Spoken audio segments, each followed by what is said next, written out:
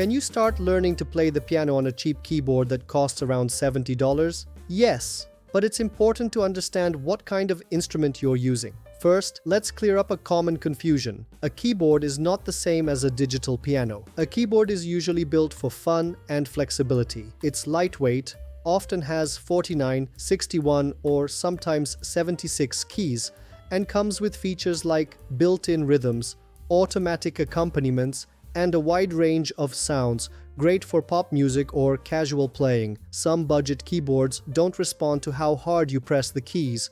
They don't have touch sensitivity, but many mid-range models, like the Yamaha PSRE 383, do offer this feature.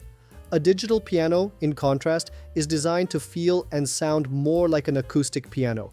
It usually has 88 fully weighted keys with hammer action, meaning the keys feel heavier, just like a real piano.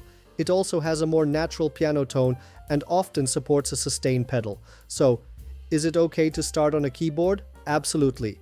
If that's what you have, you can still learn a lot. You can practice note positions, develop coordination between your hands, and play simple songs. For beginners on a tight budget, it's a great way to get started. But there are some limitations to keep in mind. If your keyboard doesn't have touch sensitivity, every note sounds the same, no matter how soft or hard you press. That makes it harder to learn dynamics and expression. And without weighted keys, the playing feel is very different from a real piano, which can slow your progress later on. Some cheaper keyboards also don't support a sustain pedal, though many better models include a jack for it.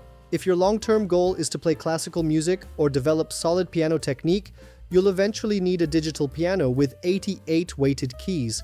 But if you just want to play pop, write songs, or explore music casually, a good keyboard might be all you need. Some digital pianos use semi-weighted action, a step between light and fully weighted feel. They're easier to play than real pianos but offer more control than unweighted instruments. A great middle ground for beginners. So what do I recommend? If you already have a keyboard, start now. If it has touch sensitivity, even better.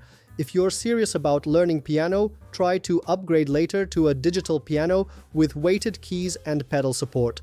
The most important thing is, start with what you have, enjoy the process, and grow at your own pace. In summary, a cheap keyboard can be enough to get started. Models with touch sensitivity give you more musical control. For serious piano study, a digital piano is the better long-term investment. Thinking about buying your first piano or keyboard? Let me know what features matter most to you. Thanks for watching and keep practicing.